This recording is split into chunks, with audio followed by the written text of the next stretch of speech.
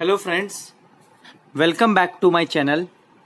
Today I am going to start multiplication of matrices. जैसा कि मैंने टॉपिक का नाम लिखा हुआ मल्टीप्लिकेशन ऑफ मैट्रिसेस और नीचे एक लाइन लिखा हुआ है, तो मैं उसको समझाता हूँ। तो मैंने पिछले क्लास भी एक लाइन बोला था कि बहुत सारे स्टूडेंट्स को इसी टॉपिक में मल्टीप्लिकेशन में ही प्रॉब्लम होता है। तो चलिए अब स्टार्ट करते हैं रूल। तो एक ही रूल है मल्टीप्लिकेशन का। अगर मान लो ए और बी दो मैट्रिसेस है तो ए इंटू बी कब होगा? जब number of columns in A, मतलब अगर कोई number of columns in A वो बराबर होगा number of rows in B, मतलब बी के रोज के बराबर। एग्जांपल में दे रहा, आपको मैं एग्जांपल दे देता हूं। जैसे ए जो है वो 2 इंटू 3 का मैट्रिक्स है और बी जो है 3 इंटू 2 का मैट्रिक्स है, मतलब 3 कॉलम है और इसमें 3 रो है। तो अगर ये दोनों इक्वल हुआ तो ही मल्टीप्लिकेशन पॉसिबल है। ठीक है, जैसे अब ये एग्जांपल देता हूं, 2 इंटू 3 एंड 2 इंटू 3। तो इसमें मल्टीप्लिकेशन नॉट पॉसिबल, एकदम पॉसिबल नहीं है। क्यों? क्योंकि यहां पर जो नंबर ऑफ कॉलम से ए का वो नंबर ऑफ रोज के बराबर नहीं ऑफ बी। मतलब अगर ए बी कर रहे हैं तो ए को number of columns of B A must be equal to number of rows of B, और यही उल्टा कर रहे हैं, बी ए कर रहे हैं तो number of columns of B must be equal to number of rows of A। I think ये बेसिक नॉलेज जो है आपको समझ में आ गया होगा कि ए और बी में मैट्रिसेस जब है वो दोनों गुना कब होगा? जब अगर मान लीजिए ए और बी दो मैट्रिसेस है, ठीक है, और मेरे को ए बी निकालना है, तो अगर कॉलम जितना है ए का और उतना ही है रो बी का तो मल्टीप्लिकेशन पॉसिबल है। और जानते हैं इसी डायग्राम से, इसी ये फिगर जो हम लिखते हैं ना, इसी से हम लोग को पता चल जाएगा। जैसे मान लीजिए ए जो है वो 2 इंटू 3 का मैट्रिक्स है और बी जो ये भी 3 इंटू 2 का है। तो पहले हम लोग ये चेक करेंगे, हाँ भैया ये चेक हो गया। फिर हम लोग जब ए बी बनाएंगे ना, ये जरूर हमेशा 2 इंटू 2 का होगा। मतलब इस केस में ये 3 हट जाएगा तो 2 रोज एंड 2 कॉलम्स का मैट्रिसेस बनेगा। ठीक है, ये मैं बेसिक ज्ञान दिया। अब मैं आपको एक एग्जांपल के थ्रू समझाता हूं कैसे क्या होता है। तो एक एग्जांपल देखिए, एक एग्जांपल है 2 3 1 -1 4 5 4 5 और बी जो है -1 3 2 1। ओके, तो आप क्या देखना है? सबसे पहले मेरे को देखना है ए क्या है, उस कितना नंबर ऑफ रोज और कितना नंबर ऑफ कॉलम्स है, और बी कितना नंबर ऑफ रोज और कितना नंबर ऑफ कॉलम्स है। तो इसमें देखिए 3 रो है और 2 कॉलम है। इसमें क्या है, 2 रो है 2 कॉलम है, मतलब मल्टीप्लीकेशन पॉसिबल है। ठीक है, तो यहां पे पहले क्वेश्चन बोला फाइंड ए बी। और एक चीज मैं आपको बता दूं, मैं जितना भी एग्जांपल लेता हूं मैं ऑलमोस्ट आर एस अग्रवाल को ही रेफर करता हूं। मैं अपने स्कूल डेज में तो आर डी शर्मा से बनाता था, बट वो एक बहुत अच्छी बुक है। लेकिन अगर आपका अभी सिलेबस स्टार्ट भी नहीं हुआ तो you can use R S Aggarwal also. दोनों बहुत अच्छा बुक है। आर डी शर्मा में नंबर ऑफ सम्स ज्यादा है, आर एस अग्रवाल में compare to R D Sharma number of sums कम है। ओके, लेकिन लास्ट में आपको एनसीईआरटी को ही इज्जत देना। आप कितना भी आर डी शर्मा कितना भी आर एस अग्रवाल बना लीजिए, लेकिन लास्ट में आपको एनसीईआरटी को ही इज्जत देना है। ओके, अब इसका प्रोडक्ट कैसे करेंगे मैं आपको बताता हूं। प्रोडक्ट करने से के लिए सबसे पहला चीज जानते क्या करना था? ये फॉलो करते, ये ओके। सबसे पहला चीज क्या फॉलो करते हैं? ऐसे। तो पहले चीज मैं क्या बोला, मैंने क्या बोला, ये और ये मतलब कि देखिए ये जो है, जो फर्स्ट रो होगा, पहले फर्स्ट कॉलम से मल्टीप्लीकेशन करेंगे, फिर फर्स्ट रो को सेकंड कॉलम से मल्टीप्लीकेशन करेंगे, वैसे ही फिर सेकंड रो को फर्स्ट कॉलम सेकंड कॉलम, और थर्ड रो को first column second column. Okay, तो अब देखिए क्या करेंगे। तो सबसे पहले ये फर्स्ट रो फर्स्ट कॉलम कैसे मल्टीप्लीकेशन होगा, ऐसे बीच में प्लस। आई होप आपको ये समझ में आया क्या किया मैंने। फर्स्ट रो को पहले फर्स्ट कॉलम से मल्टीप्लीकेशन करेंगे और बीच में ऐड कर देंगे, बीच में ऐड कर देंगे, जैसे 2 इंटू -1 करेंगे प्लस -1 इंटू 2 करेंगे। ओके, फिर फर्स्ट रो को सेकंड कॉलम से मल्टीप्लीकेशन करेंगे, फर्स्ट रो को सेकंड कॉलम से मल्टीप्लीकेशन करेंगे। ओके, ये हो गया। फिर सेकंड रो को फर्स्ट कॉलम से, सेकंड रो को फर्स्ट कॉलम से, फिर सेकंड रो को सेकंड कॉलम से। ओके, फिर थर्ड रो को फर्स्ट कॉलम से, फिर थर्ड रो को सेकंड कॉलम से। ओके, देखिए इसी में ही तो लोग कंफ्यूज होते हैं, क्या किया मैंने, कैसे किया, क्यों किया। मैंने आपको बताया ये चीज ध्यान रखना, ये जो फर्स्ट मैट्रिक्स होगा उसको हम लोग को रो वाइज करना, रो वाइज मल्टीप्लीकेशन करना, और सेकंड मैट्रिक्स उसको कॉलम वाइज मल्टीप्लीकेशन करना। जैसे कि यहां देखिए कॉमा नहीं बोलेंगे, 2 - 1, तो फर्स्ट रो को पहले इससे मल्टीप्लीकेशन किए, फिर फर्स्ट रो को इससे मल्टीप्लीकेशन किए। ओके, अब देखिए वैसे सेम केस मैंने सेकंड रो को फर्स्ट रो से फर्स्ट कॉलम से मल्टीप्लीकेशन किया, फिर सेकंड रो को सेकंड कॉलम से किया, वैसे ही थर्ड रो को फर्स्ट कॉलम, थर्ड रो को सेकंड कॉलम से मल्टीप्लीकेशन किया। उसके बाद जो मेरा नेट रिजल्ट होगा वही मेरा आंसर होगा। अब देखिए -2 - 2, 6 - 1, -3 8, 9 + 4, -1 + 10, 3 + 5, -4 5 5 13 9 8, -4 5 9 5 13 8। तो ये बताइए इसका जो ऑर्डर है वो क्या है? इसका ऑर्डर है 3 × 2। मैंने पिछला पेज में एक लाइन लिखा था कि अगर मान लीजिए 2 × 3 का मैट्रिक्स है और 3 × 2 का मैट्रिक्स है, अगर हम लोग को सिर्फ क्वेश्चन बोल दिया कि जो न्यू मैट्रिक्स बनेगा उसका ऑर्डर बताओ, तो कैसे बताएंगे? ऐसे, जो बाकी बच गया। वैसे अगर सिर्फ ये क्वेश्चन रहता और पूछता find the order of A B, तो हम लोग क्या बताते? 3 × 2, 3 × 2।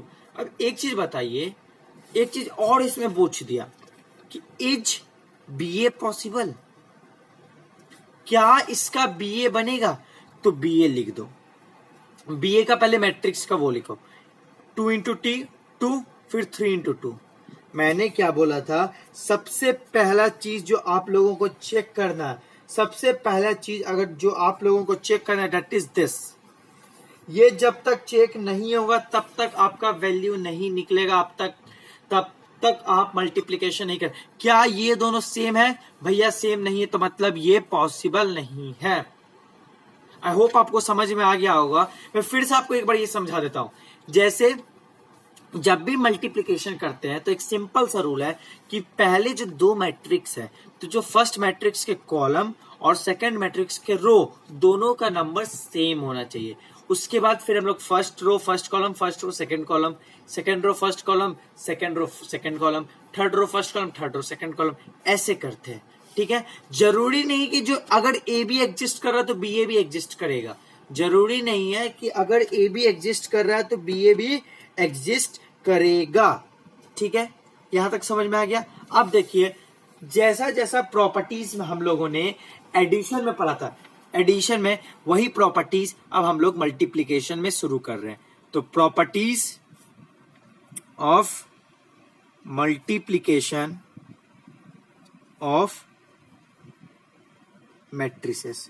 ठीक है, मैट्रिसेस के मल्टीप्लिकेशन का प्रॉपर्टीज क्या क्या हो सकता है? तो सबसे पहला प्रॉपर्टी कम्यूटेटिव। इसमें क्या पढ़ाया था उसमें, a plus B equals to B plus A, addition में। तो प्रोडक्ट में क्या होना चाहिए था, ए बी और बी ए। जानते हो इसमें केस हो सकता है, कभी कभी A B equals to B A भी हो सकता है, लेकिन ज्यादातर A B is not equals to B A होता है जनरली। ये मैं नहीं बोल रहा हूं कि कभी भी ये हमेशा होता है, मैं ये कभी नहीं बोलूंगा कि कभी भी A B equals to B A नहीं हो सकता है, लेकिन कभी कभी ऐसा मोस्ट ऑफ द केस में यही होता है। जैसे आप यहां देखिए, आप यहां पे ए बी फाइंड आउट कर सकते हैं, लेकिन क्या आप यहां पर बी ए फाउंड कर सकते हैं, क्या आप यहां पर बी ए फाउंड कर सकते हैं, नहीं ना। तो A B is not equals to B A, commutative. समझ में आया आपको, मैं फिर से बोल रहा हूं, जरूरी नहीं है कि जैसे एडिशन में किया था हम लोगों ने a plus B equals to B plus A, तो जरूरी नहीं है कि मल्टीप्लीकेशन में भी ऐसा हो A B equals to B A, नहीं। ये भी जरूरी नहीं कि ए बी हमेशा बी ए के इक्वल ना हो, कभी कभी ए बी बराबर बी ए भी हो सकता है, लेकिन ज्यादातर क्या होगा, A B is not equals to B A. Okay, दूसरा प्रॉपर्टी एसोसिएटिव।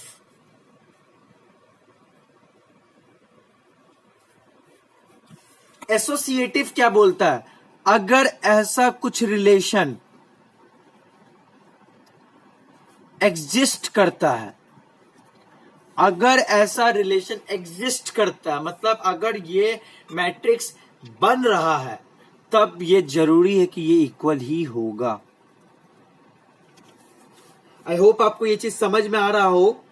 अगर ये एग्जिस्ट ही कर रहा है, अगर इफ ये एग्जिस्ट कर गया, ये एग्जिस्ट कर गया, तो ये जरूरी है कि ये इक्वल होगा। तीसरा डिस्ट्रीब्यूटिव, ये आप लोगों ने पढ़ा होगा, a into B plus C equals to a into B plus a into C. Same चीज जो बचपन में पढ़े थे, वही चीज यहां पर आ गया है, ठीक है। a into B plus C equals to a into B plus a into C. अब नेक्स्ट जो है, एक अच्छा 1 मार्क्स एमसीक्यू में आ सकता है कि the product of two non zero matrices can be a zero matrices. हम क्या बोल दिए कि दो non zero matrices, zero matrices मतलब क्या होता है, जिसका सारा एलिमेंट ही जीरो है। तो बोल रहा है कि दो नॉन जीरो मैट्रिक्स, उसको भी अगर प्रोडक्ट करेंगे तो कभी कभी क्या हो सकता है कि जीरो मैट्रिक्स बन सकता है। जैसे मैं आपको एक एग्जांपल से समझा रहा था, a equals to 0 0 1 2 and b equals to 1 2 0 0। तो सबसे पहले मेरे को क्या चेक करना है कि भैया ये 2 इंटू 2 है, ये 2 इंटू 2 है, ये सेम है, चलो करेगा। उसके बाद ये सिंबल बना लिए, मतलब पहले इसको इससे करना, फिर इसको इससे करना है। तो चलो ए भी हम ट्राई कर रहे हैं, 0 इंटू 1 प्लस 1 इंटू 0, फिर first row second column 0 into 2 plus 1 into 0, फिर second row first column 0 into 1 into 2 into 0, फिर second row second column 0 into 2 plus 2 into 0। आप इसको सॉल्व कीजिएगा, हमेशा 0 0 0 0 आएगा। तो ये कोई भी नहीं बोल सकता कि अगर कोई नॉन जीरो मैट्रिक्स को इंटू करते हैं, मल्टीप्लाई करते हैं, तो जरूरी नहीं है कि जीरो मैट्रिक्स ना हो सकता है कभी कभी जीरो मैट्रिक्स भी आए। ठीक, नेक्स्ट क्या है, एक फिफ्थ, आई को एक चीज बोलते हैं हम लोग आइडेंटिटी मैट्रिक्स, ठीक है। आइडेंटिटी मैट्रिक्स जो होता है वो ज्यादातर यही होता है, I equals to 1 0 0 1, I equals to 1 0 0 1। अगर ये 2 इंटू 2 का हुआ, ठीक है, अगर 3 इंटू 3 का हुआ तो आई 1 0 0 0 1 0 0 0 1। मतलब आई होप आपको ये चीज समझ में आ रहा हो कि आई का वैल्यू क्या होता है। सॉरी, ये गंदा राइटिंग हो गया था। अगर ये 2 into 2 का हुआ तो आई का वैल्यू ये होता है, 3 into 3 का हुआ तो आई का वैल्यू ये होता है। ठीक है, तो क्वेश्चन बोल रहा है, मतलब ये प्रॉपर्टी बोल रहा है, इफ दिस ऐसा केस हुआ तो ये ऐसा ही होगा। ओके, वहां पे क्या था, एडिशन में तक क्या था कि अगर जीरो से ऐड करते हैं, अगर हम लोग जीरो से ऐड करते हैं तो क्या होता था, वही a plus zero equals to zero plus A और इक्वल्स टू ए। लेकिन यहां पे क्या है, a into I equals to I into A equals to A. Okay, फिर क्या बोल रहा है कि अगर नल मैट्रिक्स हो, नल मैट्रिक्स मतलब चारों एलिमेंट जीरो हो,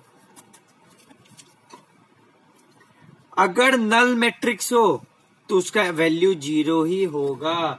अगर नल मैट्रिक्स हो तो उसका वैल्यू जीरो ही होगा। आई होप आपको यहां तक समझ में आ गया होगा, यहां तक आपको सब कुछ समझ में आ गया होगा, और मेन चीज ये चीज समझ में आ गया होगा। ठीक, मैं एक चीज और बता दूं, हम लोगों को पता है A square equals to A into ए।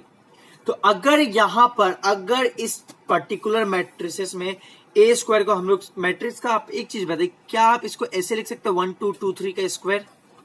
नहीं, इसको आप ऐसे नहीं लिख सकते हैं, आपको इसको तोड़ तोड़ के ऐसे सेम मल्टीप्लीकेशन करना पड़ेगा।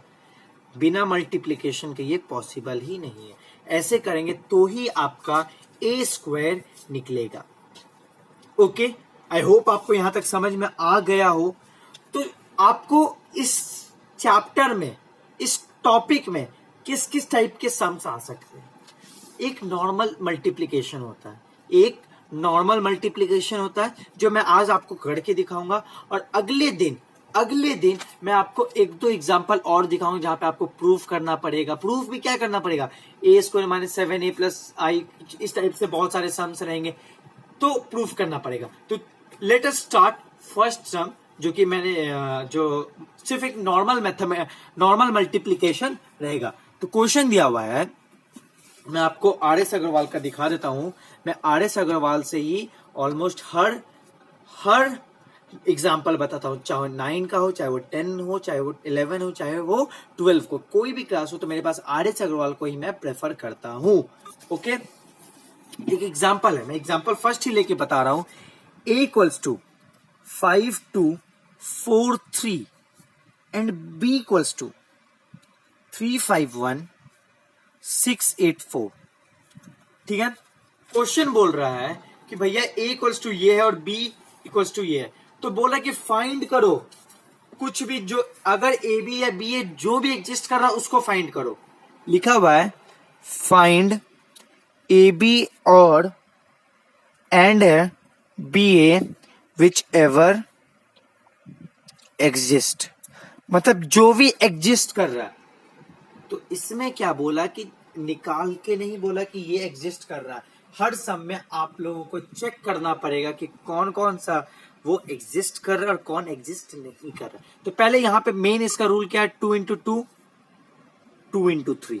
तो चलिए भैया, क्या ये दोनों इक्वल है? हाँ, मतलब अगर हम लोग ए बी करेंगे, ए इंटू बी करेंगे तो ये एग्जिस्ट करता है। क्यों? क्योंकि ये 2 into 2 की है और ये 2 into 3 की है। Number of columns of A is equals to number of rows of B, so ये एग्जिस्ट करेगा। अब इसका वैल्यू निकालने बोला है।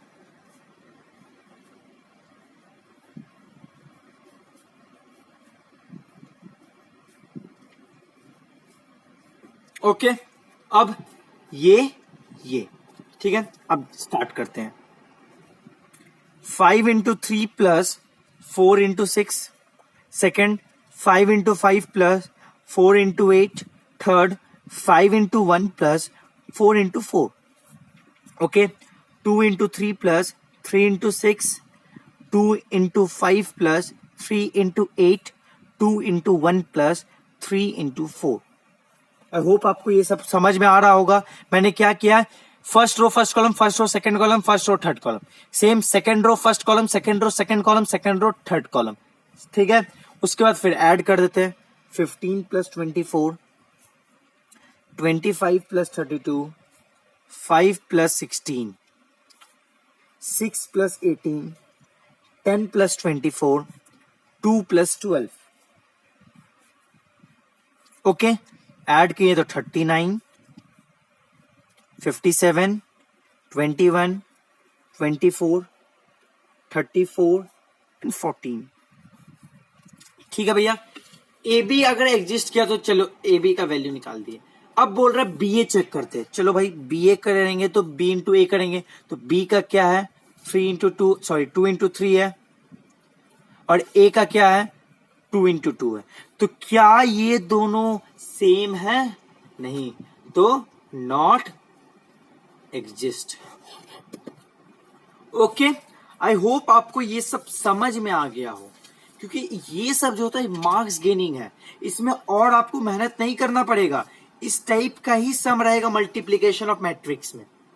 मल्टीप्लीकेशन ऑफ मैट्रिक्स में इसी टाइप का सम रहेगा, या कुछ कुछ एक बेसिक सा सम रहेगा, जैसे कि आपको बोलेगा ए स्क्वायर फाइंड आउट करो, 7a फाइंड आउट करो, आई फाइंड आउट करो। आई तो आपको पता है, जितना नंबर ऑफ रहेगा रोज और कॉलम्स बाकी मैट्रिक्स उतना ही रहेगा। जैसे अगर 2 इंटू 2 करा तो 1001 कर देंगे, 3 इंटू 3 करा 100 010 001। समझ में आ रहा होगा आपको।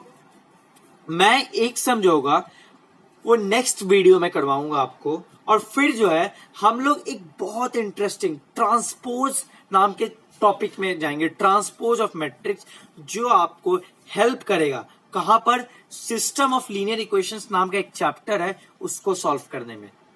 ओके, आई होप आपको ये वीडियो समझ में आ गया होगा, वीडियो पसंद आया होगा।